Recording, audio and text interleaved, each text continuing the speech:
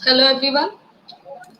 जैसा आप सबको पता है कि आज वर्ल्ड इन्वायरमेंट डे है 5 जून और जिसकी थीम है बायोडाइवर्सिटी। बायो मतलब लाइफ, डाइवर्सिटी मतलब वैरायटी। तो बायोडाइवर्सिटी आज का जो हमारा वर्ल्ड इन्वायरमेंट डे है वो शायद बहुत ज़्यादा अलग है क्योंकि हम लोग बाहर नहीं जा सकते, प्लांटेशन नहीं कर सकते और बहुत सारी चीज़ें हम लोग नहीं कर सकते हैं, जैसा आप सबको पता है। तो हम लोग जैसे मैं आपको बता दूं कि आज जो हमारे स्पीकर हैं वो ऋषभ श्रीवास्तव हैं और वो देहरादून से लॉ ग्रेजुएट हैं। वो policy and public policy and communication SDC में फाउंडेशन है, वहाँ पे लीडर हैं उस चीज़ के। और वो लोग मतलब ऋषभ सर बहुत सारे इश्यूज पर लिखते रहते हैं, इन्वायरमेंट कन्वेंशनल इशू, सस्टेनेबल और बहुत सारे इश्यूज जो रिलेटेड मान सकते हैं आप लोग। और उसको फॉरवर्ड करने से पहले मैं आपको बताना चाहती हूँ कि डोनेट अ स्माइल फाउंडेशन ने कुछ टाइम पहले एक प्लांटेशन किया था, तो उसका बताना चाहती हूँ, दिखाना चाहती हूँ आप लोगों को। तो जस्ट सेकंड एंड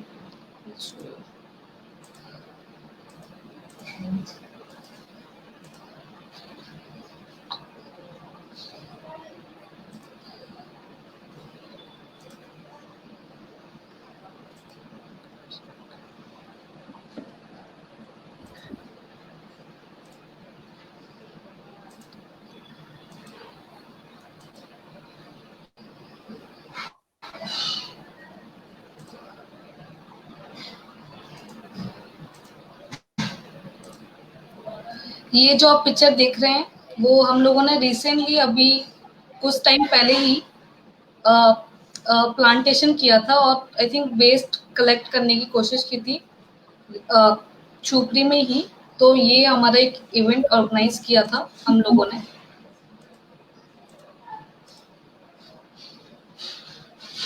तो जैसा आप सबने देखा कि डोनेट अ स्माइल फाउंडेशन ने ये ऑर्गेनाइज किया था। और जैसा आप मैं आप सबको बता चुकी हूँ कि ऋषभ श्रीवास्तव हैं। सर आप बताइए अपने बारे में प्लीज। फॉरवर्ड। थैंक यू रिया। और सबसे पहले तो यार मैं आप सभी को वर्ल्ड एनवायरनमेंट डे के शुभ अवसर पर आप लोग को बधाइयाँ देना चाहता हूँ कि जो है इतना अच्छा डे आज हम सेलिब्रेट कर रहे हैं मिलके। और जैसा कि रिया ने बड़ा सही तरीके में बताया कि यार आज जो स्थितियां हैं उसमें हम बाहर नहीं जा सकते, हम प्लांटेशन ड्राइव करने नहीं जा सकते, हम क्लीन अप ड्राइव करने नहीं जा सकते, क्योंकि मैंने खुद बहुत क्लीन अप ड्राइव्स करी हैं, हमारे ऑर्गेनाइजेशन ने, हमारे फाउंडेशन ने बहुत क्लीन अप ड्राइव्स करी हैं। And Riya has been part of various groups, हमारे कॉलेज में ऐसे बहुत सारे ग्रुप्स हैं जो क्लीन अप ड्राइव्स करते हैं। तो आज वो सब कुछ नहीं हो सकता। पर आज इसमें एक बहुत बड़ा हमारे सामने सवाल भी है और अपॉर्चुनिटी भी है कि जो भी आज हमारे सामने परिस्थितियां हैं उसमें आज हमारे लिए ये बेहद जरूरी है कि हम इस पर्यावरण दिवस को और जोर शोर से सेलिब्रेट करें और अच्छी तरीके से इसको सेलिब्रेट करें। क्योंकि ये हम सब जान चुके हैं कि अगर हम नेचर के साथ खिलवाड़ करते हैं या हम इन्वायरमेंट के साथ खिलवाड़ करते हैं तो उसका जो रिperकशन है या जो उसके परिणाम है वो हमें ही झेलने पड़ेंगे। और सिर्फ वो परिणाम हम तक सीमित नहीं रहेंगे, हमारी पीढ़ी तक सीमित नहीं रहेंगे, वो आगे आने वाली पीढ़ियों पे भी उसका जो है परिणाम देखने को मिलेगा। तो इस थॉट्स के साथ मैं जो है रिया का एक बार फिर से थैंक यू करना चाहूंगा, डोनेटर स्माइल फाउंडेशन का धन्यवाद करना चाहूंगा कि उन्होंने जो है आज मुझे इस स्पेशल डे पे इनवाइट किया। और लाइव होने के पहले मैं और ये यही बात कर रहे थे कि शायद से बड़े शहरों में चाहे वो दिल्ली हो, बॉम्बे हो, बैंगलोर हो, वहाँ पे हमें शायद से इतने अवेयरनेस की या ऐसी वेबिनार्स की जरूरत ना पड़े। बट जो छोटे शहर हैं, जो शहर अभी भी विकसित हो रहे हैं, जैसे भोपाल है, शिवपुरी है, और इंदौर है, और भी जो छोटे शहर है मध्य प्रदेश में और उसके बाहर, उनमें इस तरीके के इनिशिएटिव्स को बहुत होना बहुत ज़रूरी है। और इस उसमें डोनेट अ स्माइल फाउंडेशन और रिया की टीम और आप लोग सब बहुत अच्छा काम कर रहे हैं। और शायद से मेरा यही सोचना है और मेरे यही थॉट्स हैं कि इन्वायरमेंट को हम सिर्फ केवल एक डे के तौर पे ना देखें कि हाँ आज अगर एक डे है तो हम इन्वायरमेंट को सेलिब्रेट कर लें और फिर हम वापस अपने घर पे जाके सो जाएं। वो हमारा एक ऑब्जेक्टिव नहीं होना चाहिए इन्वायरमेंट को लेके। Environment in itself is a very big field and today it needs lot of efforts from all of us. चाहे वो हमारे सोसाइटी के समाज के बड़े बुजुर्ग लोग हों, चाहे वो बच्चे हों, चाहे वो हम जैसे यंगस्टर्स हों, हम उस इन्वायरमेंट को सभी से एक बराबरी का योगदान चाहिए है, सहयोग चाहिए है। और मुझे लगता है कि अगर हम सब एक अच्छे प्लेटफॉर्म पे अच्छे ग्रुप्स के साथ जुड़ सकते हैं तो हमारे लिए काम करना आसान हो जाता है। और थोड़ी देर पहले लाइव आने के पहले मैं रिया से ये भी बात कर रहा था कि जरूरी नहीं है कि अगर आप पर्यावरण के क्षेत्र में काम कर रहे हैं तो आपको रिसर्च या आपको बड़े बड़े रिसर्च पेपर या आपको पीआईएल फाइल करना ही आपके लिए एक तरीका हो सकता है पर्यावरण के क्षेत्र में काम करने के लिए। बट आप छोटे छोटे स्टेप्स यानी कि क्लीन अप या प्लांटेशन ड्राइव, ये सब करके भी आप पर्यावरण में उतना ही योगदान दे रहे हैं जितना कि कोई बड़ा वकील आज पीआईएल फाइल करके पर्यावरण को बचाने के लिए जो है काम कर रहा है।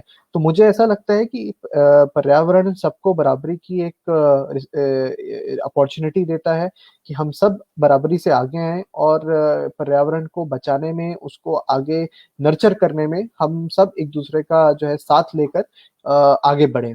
तो इसी थॉट्स के साथ मैं रिया को इनवाइट करूंगा कि अगर उसके कोई क्वेश्चंस हैं या हमारी ऑडियंस की तरफ से कोई क्वेश्चन है तो वो हम लेना स्टार्ट करें। Thank you. Thank you sir. आपने बहुत अच्छे से एक्सप्लेन किया कि आज का दिन क्यों इम्पोर्टेंट है हमारे लिए, और it's not about one day, हमें हर दिन कुछ ना कुछ नया करना चाहिए। और जैसा आपने बोला कि क्वेश्चंस हैं, हमारे पास बहुत सारे क्वेश्चंस हैं एनवायरनमेंट से रिलेटेड। आई थिंक सबके लिए क्वेश्चंस ही रहते हैं। तो इस सेशन से लोगों के शायद बहुत सारे डाउट्स क्लियर हो जाएंगे और लोगों को पता चल जाएगा कि किस लेवल पे काम होता है और किस किस चीज़ पे हम लोग इंडिविजुअल लेवल पे हर चीज़ कर सकते हैं। तो मेरा सर पहला क्वेश्चन यही रहेगा कि इस एपिडेमिक से हम लोग क्या सीख सकते हैं और इन्वायरमेंट पे क्या इफेक्ट हुआ है, ये मेरा क्वेश्चन रहेगा पहला। ओके रिया, तो यार ऐसा है कि जैसा कि हम सब देख रहे हैं कि पैंडेमिक या कोविड 19 जिसको हम महामारी बोल रहे हैं, इसका पर्यावरण के स्तर पर एक व्यापक स्तर पर काफी नुकसान हुआ है।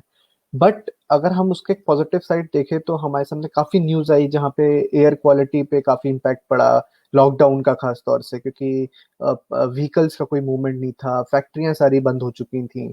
फिर उसके साथ साथ हमारी वाटर बॉडीज पे उसका काफी इफेक्ट पड़ा, जितनी हमारी लेक्स थी, रिवर्स थी। सेंट्रल पोल्यूशन कंट्रोल बोर्ड ने भी इस चीज को डेटा से बैक किया कि हाँ पानी की क्वालिटी में, नदियों के पानी की क्वालिटी में इसका प्रभाव जरूर पड़ा है। उसके अलावा अगर हम बात करें तो हमारे पास काफी वीडियोज आई जहाँ पे जानवर लोग फिर से रोड में या घरों के आसपास हमें आते दिखाई दिए। हरिद्वार की काफी वीडियोज वायरल हुई जहाँ पे हाथी जो है सड़कों पर निकल आए। तो ऐसे करीब काफी वीडियोस, काफी दृश्य हमें सोशल मीडिया पे, मेन स्ट्रीम मीडिया में देखने को मिले। बट हमें ये जानना और ये समझना बहुत जरूरी है रिया कि ये सब चीजें बहुत टेम्पररी हैं। जैसे ही हमारा लॉकडाउन खुलेगा या खुल चुका है, उसका जो इम्पैक्ट है वो वापस नेगेटिव या जीरो पे चला जाएगा। तो हमारे लिए आवश्यकता ये है कि अब हमें लॉकडाउन से और इस महामारी के जरिए एक अपॉर्चुनिटी मिली है कि हम पर्यावरण के नए चैलेंजेस को देखें और उन पे डिस्कशन करें और उन पे एक्शन लें। लॉकडाउन ने ये बहुत साफ तरीके से हमें बता दिया है कि अगर हम अपनी एक्टिविटीज को कम कर देते हैं तो उसका एनवायरनमेंट पे इम्पैक्ट काफी ज्यादा पड़ता है। चाहे वो एयर क्वालिटी हो, चाहे वाटर क्वालिटी हो, चाहे वो एनिमल्स हो, चाहे वो हमारा हैबिटेट हो, चाहे वो हमारी सिटीज हो। तो हमें ये करना बहुत जरूरी है कि हम आने वाले सालों में अपनी लाइफस्टाइल, अपने जो है इन्वायरमेंट के साथ जो हमारा इंटरेक्शन है उसको हम कैसे चेंज कर पाते हैं, उसको कैसे सस्टेनेबल बना सकते हैं। जब तक हम अपने इंटरेक्शन को सस्टेनेबल नहीं बनाएंगे, मुझे नहीं लगता कि लॉकडाउन में जो हमें इम्पैक्ट देखने को मिला उसको हम एक लंबे टाइम के लिए सस्टेन कर पाएंगे। तो काफी एक्सपर्ट्स ने भी इस चीज को लिखी है, सिंस क्योंकि मैं खुद भी एक लेखक के तौर पे लिखता रहता हूँ न्यूज़पेपर में, आर्टिकल्स वगैरह में। तो मैंने भी ये चीज काफी बार लोगों को समझाई है कि लॉकडाउन में जो हमें चीजें देखने को मिली पर्यावरण को लेके वो सिर्फ शॉर्ट टर्म थी, वो केवल उस टाइम तक के लिए सीमित थी। बट जहां लॉकडाउन पूरी तरीके से खोला जाएगा विश्व भर में, इंडिया में, एमपी में, शिवपुरी में, उसका इम्पैक्ट हमारे नेचुरल सराउंडिंग्स पे वापस से पड़ने लग जाएगा। तो आज आवश्यकता यही है, और इस पर्यावरण दिवस के शुभ अवसर पर हमें यही चिंतन मनन करना चाहिए कि हम आने वाले टाइम में किस तरीके से पर्यावरण के लिए एक स्ट्रेटेजी बना पाते हैं और कैसा एक एक्शन बिल्ड कर पाते हैं उस स्ट्रेटेजी के ऊपर। ये हमारे लिए बड़ा जरूरी एक सवाल रहेगा। और स्ट्रेटेजी से भी ज्यादा एक्शन वर्ड जो मैंने बोला, हम पे उस पे ध्यान देना चाहिए, क्योंकि आजकल रिसर्च हर कोई कर रहा है, सबके पास डेटा है, बट शायद से कहीं ना कहीं हम ग्राउंड पे जाने के लिए मोटिवेटेड नहीं है। तो मुझे ऐसा लगता है कि हमें ग्राउंड पे उतरना पड़ेगा, हमें सरकार के साथ काम करना पड़ेगा, और मिल के जो भी हमारी आज इन्वायरमेंट की या पर्यावरण की जो समस्या है उनको हमें एड्रेस करना पड़ेगा।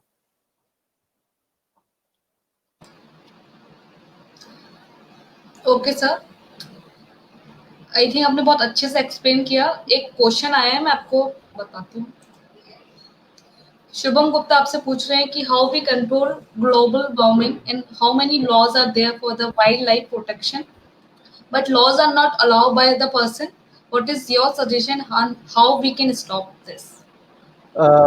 हाय शुभम, और ये बहुत ही आई थिंक इम्पोर्टेंट क्वेश्चन है, बिकॉज अगर हम ग्लोबल वार्मिंग की पहले बात करेंगे, कि शुभम ने वाइल्ड लाइफ प्रोटेक्शन के बारे में पूछा, तो मैं पहले ग्लोबल वार्मिंग के बारे में बात करता हूँ। तो जी। ग्लोबल वार्मिंग एक आज ऐसा टॉपिक है कि वो सिर्फ इंडिया के लेवल पे नहीं, या वो एमपी के लेवल पे नहीं, वो पूरे एक ग्लोबल लेवल पे वो चीज़ डिस्कस हो रही है।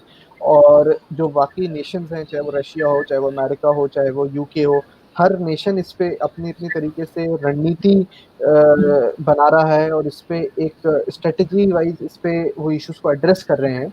इंडिया के एफर्ट्स, अगर हम ग्लोबल वार्मिंग को देखें, तो मैं बहुत ज्यादा टेक्निकलिटी इस पे नहीं जाऊंगा, बट इस पे एक सिग्निफिकेंट काम इंडिया के स्तर पे हुआ है।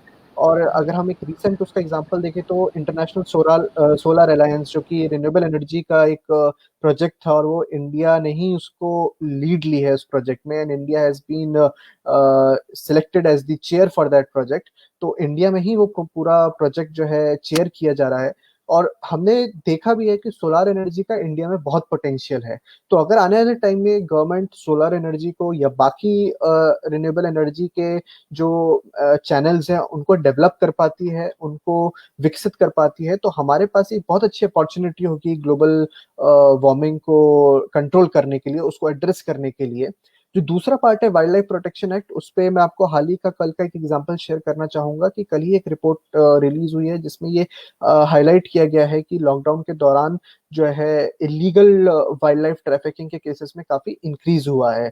जितने भी हमारे सेंचुरीज हैं, नेशनल पार्क्स है, उनमें ये देखने को मिला है कि criminal activities in terms of poaching, in terms of illegal hunting, ये बढ़ी है। तो वाइल्ड लाइफ प्रोटेक्शन एक्ट हमेशा से ही एक हमारे लिए क्वेश्चन रहा है। ये शुरू से हमारे लिए एक चुनौती रही है। और खासतौर से अगर हम लीगल टर्म में बात करें, तो जितने भी वाइल्ड लाइफ प्रोटेक्शन के केसेस होते हैं, उनका कन्विक्शन रेट बहुत कम है, यानी कि उन केसों में लोगों को सजाएं बहुत कम मिली हैं। तो उस सब को देखते हुए मुझे ऐसा लगता है वाइल्ड लाइफ प्रोटेक्शन के कानून का इम्प्लीमेंटेशन बहुत जरूरी है। वाइल्ड लाइफ प्रोटेक्शन पे हमारे पास कानून काफी है, बट शायद से उनका अनुपालन उस तरीके से नहीं हो रहा जिस तरीके से हम देखना चाहते हैं। तो मुझे ऐसा लगता है कि सॉरी, हाल में ही कल परसों में हम देख रहे थे केरला में जो एलिफेंट की डेथ हुई, वो भी बहुत वायरल हो रखा है। उसके लिए भी सरकार ने बोला है कि हम वाइल्ड लाइफ प्रोटेक्शन एक्ट में के अंदर उसका क्रिमिनल प्रोसीडिंग इनिशिएट करेंगे against the culprits. So the whole thing which I want to make you understand is that the implementation is not happening currently. We have adequate laws, we have adequate provisions, but I think we are missing on the implementation part. तो अगर हम implementation part को bridge कर पाते हैं, हम implementation part पे और काम कर पाते हैं, so I think we'll be able to conserve our wildlife, which is very essential at this point of time, because forest, हमारी wildlife, हमारे animals, ये सब हमारे लिए बहुत जरूरी हैं। Thank you. Okay, so I think Shubham का क्वेश्चन बहुत अच्छे से क्लियर हो गया होगा। अब मैं नेक्स्ट क्वेश्चन के आगे बढ़ती हूँ कि जो इंडस्ट्री है, हमारी industry, how to stop the industrial waste और industrial polluted from this environment, and what is your तो ओपिनियन? आई थिंक रिया, इसका भी आंसर कोई बहुत डिफरेंट नहीं होगा। अगर हम इंडस्ट्रीज की भी बात करें, तो सी कानून सबके लिए बराबर है, चाहे वो आज सपोज एग्जाम्पल के तौर पे अगर मैं आज हंटिंग कर रहा हूँ, तो मैं भी उतना ही बड़ा कल्प्रिट हूँ जितना कि बड़ा आज एक इंडस्ट्री अगर गंगा नदी में अपना पूरा कचरा मलबा डाल रही है, तो वो भी उतनी ही बड़ी कल्प्रिट है। So I think the question is कि how to implement these laws properly. तो हाल ही में मैंने एक इस पे आर्टिकल भी लिखा था, अगर आप लोगों ने पढ़ा होगा। विशाखापट्टनम में गैस लीक केस हुआ था कुछ समय पहले, मई में। और उस पे काफी हो हल्ला हुआ था कि कैसे हम जो है बड़ी बड़ी जो इंडस्ट्रीज हैं उनको हम क्यों नहीं रेगुलेट कर पा रहे हैं, उनके ऊपर हम क्यों किसी टाइप की कोई लाइबिलिटी, कोई रिस्पॉन्सिबिलिटी क्यों नहीं फिक्स कर पा रहे हैं। क्यों हमने भोपाल गैस ट्रेजेडी जैसा इंसिडेंट देखा, उसके बाद हमने विशाखापट्टनम जैसा इंसिडेंट देखा, और हाल ही में 3-4 दिन पहले दहेज में जो है एक बहुत बड़ा विस्फोट हुआ था एक फैक्ट्री में, जिसमें 3-4 लोग की मौत हो गई। तो आखिरकार फैक्ट्रीज या जो इंडस्ट्रीज हैं, उनके लिए इन्वायरमेंट के रूल्स को इम्प्लीमेंट करना कैसे एक चैलेंज रहा है। ये क्यों रहा है, इसकी हिस्ट्री, इसकी लीगल जूरिस्प्रूडेंस बहुत डीप में है, मैं उतना डीप में नहीं जाना चाहूंगा। बट मैं ये कहूंगा कि इंडस्ट्रीज को इन्वायरमेंट लॉ को कंप्लाई कराने का एक बहुत बड़ी प्रोसेस है, एक बहुत बड़ी जंग है, जो कि गवर्नमेंट अक्सर हार जाती है। Governments have not been able to make these big industrial units comply with the environmental law, which have resulted in very, very big disasters. And Bhopal gas tragedy was one example of that disaster. So I think in coming time, we all have to be aware, and we have to request government to make these industries equally liable and pay them for the damage that they are causing towards the environment. And I think lockdown से बड़ा साफ हो गया है कि अगर हम अपनी इंडस्ट्रियल एक्टिविटीज को भी कर्ब करते हैं, कंट्रोल करते हैं, तो उसका सीधा सीधा इम्पैक्ट हमारे इन्वायरमेंट पे, हमारे वाटर पे, हमारे एयर पे देखने को मिलता है। बट ये चीजें कहने में इजी लगती है, उतनी होती नहीं है, बिकॉज इंडस्ट्रीज काफी सारे लोगों को एम्प्लॉयमेंट देती है, काफी सारे लोगों का रोजगार इंडस्ट्रीज से चलता है। But again at the end of the day हमें दोनों चीजों को बैलेंस करना है, और इन्वायरमेंट को लेके भी हमें उतने ही प्रोएक्टिवली स्टेप्स लेने हैं जितना कि हम आज एम्प्लॉयमेंट और उससे रिलेटेड इश्यूज को लेकर ले रहे हैं। Okay, sir. So my next question will be how the biomedical waste is, matlab, the none of us don't know about the biomedical. What is biomedical waste? I think something people don't know about. Right, ये आपने बहुत अच्छा question पूछा। In fact मैं 2-3 दिन पहले किसी से बात भी कर रहा था बायोमेडिकल वेस्ट के इश्यू को लेके। तो इस समय अगर आप देखोगे, सरकार और आपके नगर निगम, आपके in fact high court, supreme court भी बहुत इस समय अलर्ट है बायोमेडिकल वेस्ट के जनरेशन को लेके। बायोमेडिकल वेस्ट केवल इस समय हॉस्पिटलों से नहीं निकल रहा है, कि जैसा कि हम सब जानते हैं कि हम लोग इस समय एक बहुत बड़ी महामारी से जूझ रहे हैं। तो हाल ही में मैं नोएडा से अपने घर आया भोपाल, और मैंने अपने आप को 14 दिन क्वारंटीन में रखा। तो जब मैं 14 दिन क्वारंटीन में था, जो मैंने सबसे पहले चीज घर पे आके करी, मैंने अपना कचरा अलग किया बाकी घर के कचड़े से।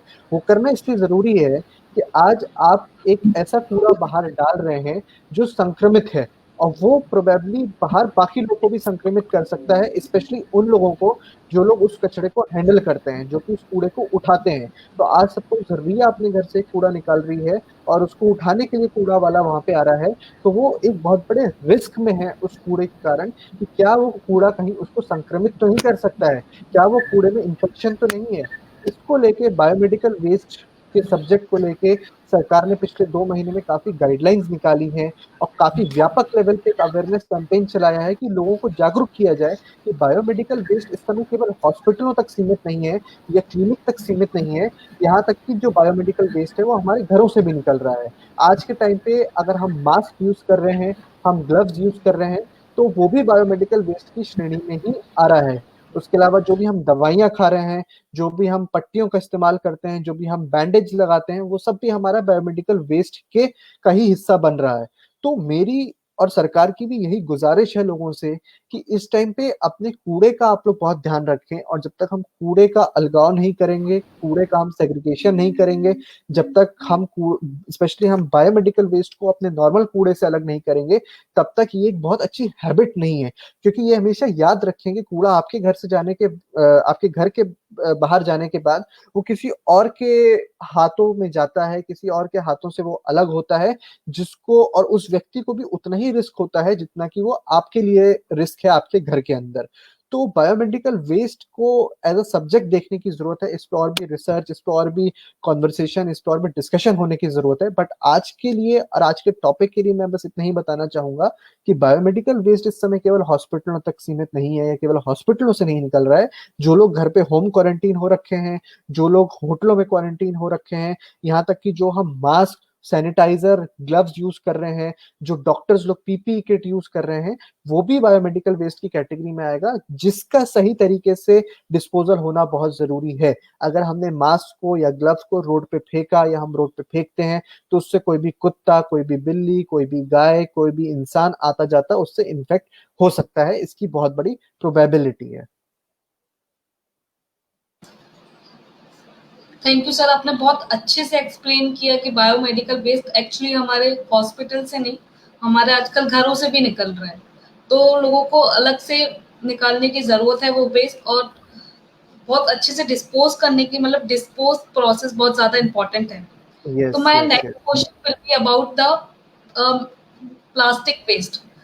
However, plastic waste is banned, but we can see plastic waste is not banned. बिल्कुल रिया, ये हर ही शहर की आज समस्या है। चाहे आप देहरादून का एग्जांपल ले लें, चाहे आप भोपाल का एग्जांपल ले लें, चाहे आप दिल्ली का एग्जांपल ले लें, चाहे आप किसी भी शहर का एग्जांपल ले लें, मेरे हिसाब से आपको प्लास्टिक उन शहरों में पेपर पे आपको बैन मिलेगा, बट शायद से आप अगर रोड पे निकल जाए तो आपको प्लास्टिक आराम से इस्तेमाल होते हुए दिख जाएगा। इस सब्जेक्ट पे हमारे फाउंडेशन ने, मैंने व्यक्तिगत तौर पे काफी काम किया है, और मुझे ऐसा लगता है कि प्लास्टिक को अगर हमें जड़ से खत्म करना है तो उसका सिर्फ एक ही उपाय है कि हमें अपने इंडिविजुअल लेवल पे प्लास्टिक को लेके बड़ी गंभीरता से सोचने की जरूरत है, और अपने बिहेवियर में चेंज लाने की जरूरत है। अगर आज हम बाहर सब्जी खरीदते वक्त अगर हम अपना झोला घर से लेके नहीं जा रहे हैं, या हम कभी भी बाहर मार्केट में अपनी गाड़ी में, अपनी टू व्हीलर में अगर हम एक झोला लेके नहीं जा रहे हैं, तो हमें शायद से दुकानदार को या सरकार को ब्लेम करने से ज्यादा अपने आप को ब्लेम करना चाहिए कि वो हमारी हैबिट में शामिल नहीं हो रहा है। जैसे हम सुबह उठ के ब्रश करते हैं, शायद से वैसे ही हमारी हैबिट में अगर हम घर के बाहर निकल रहे हैं तो कपड़े का थैला ले जाना जरूरी है। जब एक मोहल्ला, एक शहर, एक राज्य धीरे धीरे इस तरीके से प्लास्टिक के लिए प्लास्टिक से दूरी बनाना शुरू कर देगा, तो अपने आप लोगों के बीच में, मोहल्लों में और सब्जी वालों में, फल वालों में एक जागरूकता फैलती है, जिसका एक बहुत बड़ा आपको क्या कहते हैं इम्पैक्ट देखने को मिलता है। देहरादून में हमने सरकार के साथ भी काफी काम किया, हमने सब्जी वाले जो ठेले होते हैं उनके साथ बड़ा काम किया, समाज के विभिन्न वर्गों के साथ हमने प्लास्टिक पे बड़ा काम किया, और इससे सिर्फ हम एक ही नतीजे पे पहुंचे हैं कि आप कभी भी सरकार को नहीं फोर्स कर सकते हैं प्लास्टिक बैन करने के लिए, कि वो बैन कर भी देंगे तो भी कहीं ना कहीं इलीगल या लीगल तरीके से प्लास्टिक आपके मार्केट में आ जाएगा। बट यदि आप जनता को, आप लोगों को जागरूक करते हैं, उनको बताते हैं कि यार बॉस, आपके लिए प्लास्टिक यूज करना सही नहीं है, ये आपके पर्यावरण को नुकसान पहुंचा रहा है, पर्यावरण से पहले ये आपके स्वास्थ्य को हानि पहुंचा रहा है, तो मुझे ऐसा लगता है कि वहां पे सोसाइटी का रोल बहुत अहम होता है, और वो शायद से प्लास्टिक को छोड़ने के लिए अग्री भी कर जाएं। और इस पर यह मैं एक चीज और ऐड करना चाहूंगा कि हाल ही में एक रिसर्च आई थी, बड़ी इंटरेस्टिंग रिसर्च थी। मैं अक्सर जहाँ पे भी प्रेजेंटेशन देता हूँ या स्पीकिंग एंगेजमेंट्स के लिए जाता हूँ तो एग्जांपल जरूर शेयर करता हूँ, वो मेरे बॉस ने मुझे बताया था। तो हम अगर अपना क्रेडिट कार्ड देखें, आजकल सबके पास क्रेडिट कार्ड या डेबिट कार्ड होता है, बड़ा छोटा सा होता है, आप उसको एटीएम से आप उस पैसे भी निकाल सकते हैं, आप ऑनलाइन ट्रांजैक्शन भी कर सकते हैं। तो एक अंतर्राष्ट्रीय स्तर की रिसर्च हुई थी, उस रिसर्च ने ये बोला है कि आज के टाइम पे वो जितने ग्राम का वो क्रेडिट कार्ड होता है, डेबिट कार्ड होता है, उतना प्लास्टिक हम हर हफ्ते कंज्यूम कर रहे हैं, either by air, either by water, और either by a food system. तो ये हमारे लिए बहुत ही सॉर्ट ऑफ शॉकिंग एक एक फिगर है, एक एग्जाम्पल है कि कहाँ से हम इतना प्लास्टिक अपने अंदर कंज्यूम कर रहे हैं। और needless to say, whatever new sort of diseases we are seeing, चाहे वो कैंसर हो, चाहे वो नए नए तरीके के कैंसर हो, चाहे वो और भी तरीके की बीमारियां हो, उनका कहीं ना कहीं हमारे लाइफस्टाइल, हमारा जो ये प्लास्टिक पे निर्भरता जो बढ़ती जा रही है, इससे एक बहुत बड़ा उसका कनेक्शन है, उसका लेना देना है। तो मुझे ऐसा लगता है कि प्लास्टिक को हम इंडिविजुअल लेवल से ही उसको खत्म करना स्टार्ट कर सकते हैं। अगर आज हम सोचें कि उसको हम स्टेट लेवल से, गवर्नमेंट लेवल से नीचे लेके आए, तो वो नहीं हो सकता। टॉप से बॉटम अप्रोच नहीं हो सकती है, बॉटम से टॉप अप्रोच हमें शायद से यहाँ पे लेकर चलने की जरूरत है रिया।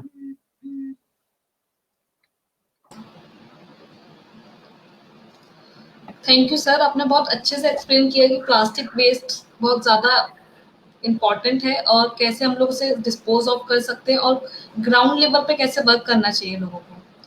Sir I think we have cover almost all the thing, animal से लेके हम लोगों ने क्लाइमेट चेंज, ग्लोबल वार्मिंग तक सब कुछ कवर कर लिया है इस सेशन में। और मेरा लास्ट क्वेश्चन आपसे रहेगा कि डोनेट अ स्माइल फाउंडेशन के लिए आपके लिए क्या सजेशन है और क्या फीडबैक है? यार रिया, जैसा हम इस सेशन स्टार्ट होने के पहले ही डिस्कस कर रहे थे कि आई थिंक आप लोग बहुत अच्छा काम कर रहे हो। आप लोग वैसे भी सभी लोगों से कनेक्टेड हो, ईशान से कनेक्टेड हो और तनुश्री से कनेक्टेड हो। ये लोग सब बहुत अच्छे सीनियर्स हैं आप लोग के। तो मेरा तो सिंपल आप लोग को यही सजेशन रहेगा कि बड़े शहरों में इस टाइप की एक्टिविटीज बहुत हो रही हैं, चाहे वो हम दिल्ली की बात कर लें, चाहे बैंगलोर की बात कर लें, चाहे हम पुणे की बात कर लें। तो हमें अब ये मूवमेंट और ये आइडियाज को लेके अपने शहरों में, अपने टीयर 2 सिटीज में, अपने गांव में इनको, इन एफर्ट्स को ले जाने की जरूरत है। क्योंकि अगर हम सिर्फ इनको बड़े शहरों तक सीमित रखेंगे तो उसका कोई बहुत ज्यादा फायदा हमें नहीं होने वाला है। तो मैं डोनेट अ स्माइल फाउंडेशन की पूरी टीम को, रिया को, आप सभी को मैं बेस्ट विशेस देना चाहूंगा कि आप लोग इस पूरे अभियान को शिवपुरी में और स्ट्रॉन्ग करो और नए आइडियाज के साथ आओ और ग्रास रूट पे जितना हो सकता है ग्रास रूट पे काम करो। Because as I have said, research पे बहुत लोग काम कर रहे हैं, रिसर्च पेपर्स काफी लोग लिख रहे हैं, बट अगेन जो जरूरत है आज वो ग्राउंड एक्शन की है, जो कि काफी एट टाइम्स हमने देखा है वो मिसिंग है। और बहुत सारे इन्वायरमेंटल इश्यूज को आज हमें ग्राउंड लेवल पे जाके खत्म करने की जरूरत है, ना कि उन पे रिसर्च या किसी तरीके के रिसर्च पेपर या पॉलिसी लेवल के डिस्कशन से हमें उस पर ज्यादा एडवांटेज मिलेगा। आई एम नॉट सेइंग कि उसकी जरूरत नहीं है, बट उसको करने के लिए बहुत लोग हैं जो ऑलरेडी कर रहे हैं। But as a foundation, as a local foundation, as a local organisation and with such a big team of young volunteers, I think it will be only I think good to do some hard work at the grassroots level. And I give my all best wishes and my you know मतलब मैं अपनी अपनी best wishes ही दे सकता हूँ रिया, आपकी और आपकी team को। बहुत अच्छा काम कर रहे हो आप लोग, इसी तरह की इनिशिएटिव्स लेते रहो और जहां भी आपको लगता है कि मैं आपकी हेल्प कर सकता हूँ, मुझे please let me know. Thank you. Thank you so much sir. Okay Riya. इसके okay, thank you. Okay Riya, thank you, thank you, bye. Bye bye sir.